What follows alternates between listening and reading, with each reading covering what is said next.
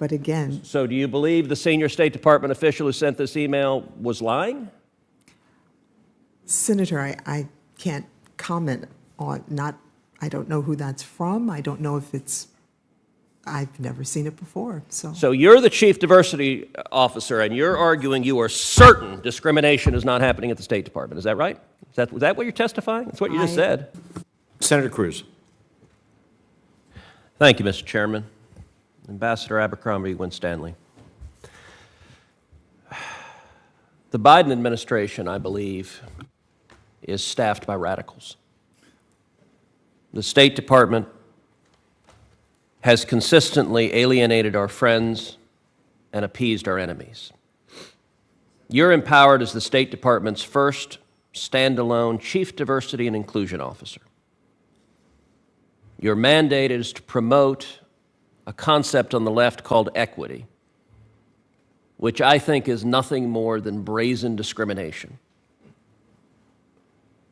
You were appointed in April 2021, and as you extensively testified this morning, you introduced fundamental changes to the State Department hiring practices in line with the mandate of equity to affirmatively and aggressively discriminate.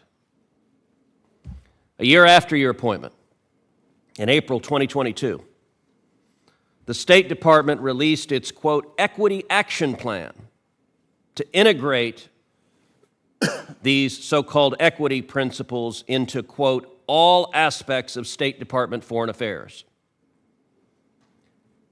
That very week, just days after you published the equity action plan, and 1 year after you began your tenure, a senior State Department official broadly distributed what I consider to be a very troubling email. I have a copy of that email next to me. Let me read from a part of the email.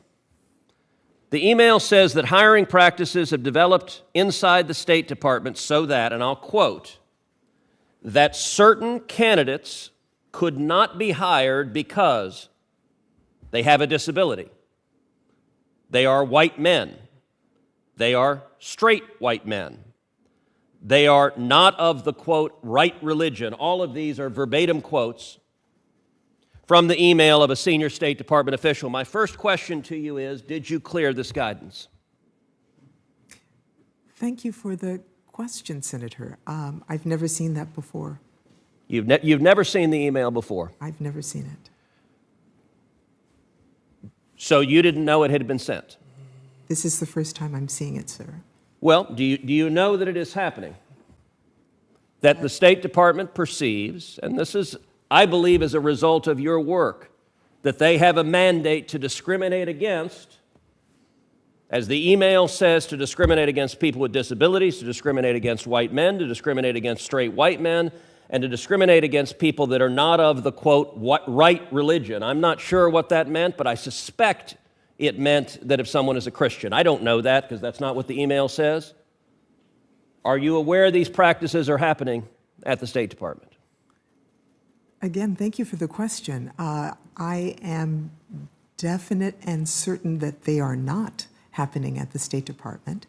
But again... So do you believe the senior State Department official who sent this email was lying? Senator, I can't comment on, I don't know who that's from. I don't know if it's, I've never seen it before, so. So you're the chief diversity officer, and you're arguing you are certain discrimination is not happening at the State Department. Is that right? Is that what you're testifying? That's what you just said. I am saying that it is against the law, and we certainly are not overtly or on purpose breaking the law in the Department of State. Certainly, there are members of our organization who do discriminate, who do harass, who do bully, which is why we are trying to put in place programs to address it and to strengthen accountability for those who do indeed break the law. So you didn't clear this guidance, and after it was sent, you're testifying now that you remained unaware of it, so no one showed it to you. You were in the State Department for a year. You were empowered in your position in an unprecedented way. In your testimony, You talked about creating a DEIA data working group about hiring practices and a dedicated DEIA core precept. And your testimony is you didn't know that this discrimination was happening. My staff can transmit to you the exact header and the details of this email. Okay. But I have to say, Ambassador, I find it a little bit amazing that this discrimination is being reported to be ongoing in the administration and you are professing to be unaware of it. You know, I'm reminded from a line from the movie Office Space. What would you say you do around here? What is your job if not to stop discrimination? And unfortunately, I believe what your job in practice is encouraging this discrimination. This is a manifestation. You just said a minute ago in testimony, your hiring and promotion in the State Department will depend on complying with the edicts from your office. Is it good for the State Department and good for the United States government to be actively discriminating based on disability, based on race, based on being straight white man, or based on not being the right religion? Is that good or bad? Senator, as I'm looking at the email, it does appear to me, and my eyesight is not great, that people have reported comments. That's certain candidates? So what it says is, unfortunately, over the past several months, a number of people have reported comments that certain candidates could not be hired because. Right. So these are employees at the State Department saying, we can't hire someone because, and here's what the email lists, they have a disability, they're white men, they're straight white men, or they're not of the right religion. Indeed. And so I would say comments does not at all say it is indeed happening. Comments from hiring people saying we can't hire them because of it. Time of the senator has well expired. Senator Rubio. Thank you. Ambassador Abercrombie Winstanley, the President's executive order, I think it's 13985, it provides a list of underserved communities, and it mandates that executive agencies seek to promote equitable, fair, and impartial outcomes for those communities. And I too believe not only is diversity our strength as a country, but if in fact our workforce does not reflect our population, then it merits an inquiry into what are the impediments. Are there any artificial impediments that are leading to that outcome? In the list of the underserved communities are groups that have historically faced discrimination in this country on the basis of their race, their religion, their gender. But it also includes a list of other groups. First-generation college students, which I happen to be, people with limited English speaking ability, immigrants, the elderly, former convicts, people from rural areas, military spouses, single parents, all good groups. I'm just curious, if we include all the people that have been discriminated against historically, plus all of these other groups, who is not an underserved community? Thank you for your question, Senator. I can tell you that my office looks at this two ways. A, that our responsibility is focused on those groups who have been historically underrepresented in the Department of State, who are protected classes. And so that is a more narrow list of people, the first group that you mentioned. The reality is, as we work to remove barriers to those groups, we are in fact leveling the playing field for every group.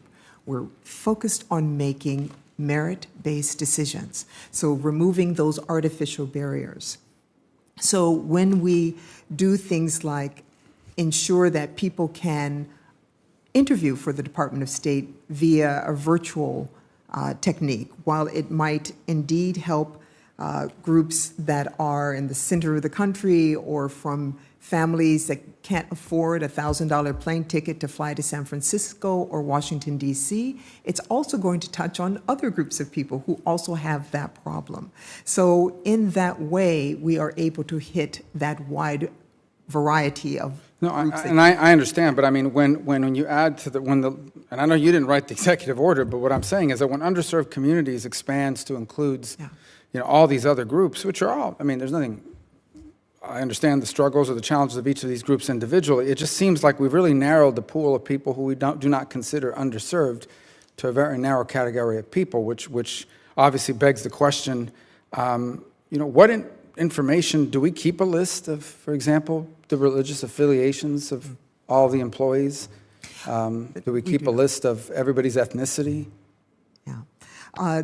We collect limited information on demographic information, and we have a number of employee organizations that group around many of these other characteristics that you've mentioned, whether it be singles at state, working parents at state, veterans. None of those are protected classes per se, but they do have issues that employees talk about, work with our HR, our global talent management, to ensure that they have a level playing field and the ability to serve to the best of their ability when they're in the department. I guess my point is, I don't know how we can possibly make these efforts to help these groups, broad array of individual groups that have been defined as underserved, without collecting information about all of these topics. Are they the first to go to college in their family? What's their religion? What's their race?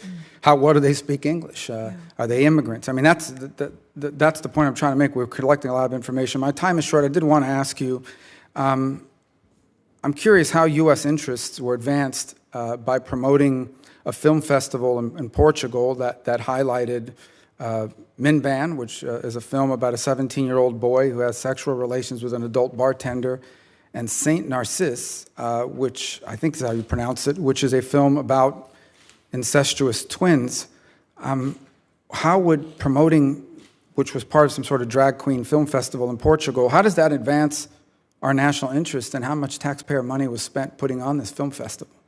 Thank you for the question, Senator. I will take it back to get an answer for you. I do not know. You're not familiar with this? I am not familiar. So you don't know how much we spend or how many State Department employees work. You're just not familiar with the topic. I'm not familiar with those films or that festivals. Okay.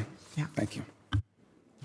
Do you handle festivals as part of your portfolio? I do not. Okay. Senator. Well, does she handle? No, Mr. Chairman. That's not the point. The point is it's part of the diversity. The point is, I and just want to equity. clarify for the record that she does not handle festivals. It's a legitimate question, and I look forward for her to get back. She handles and answer. diversity and equity issues, which was part of a diversity and equity initiative.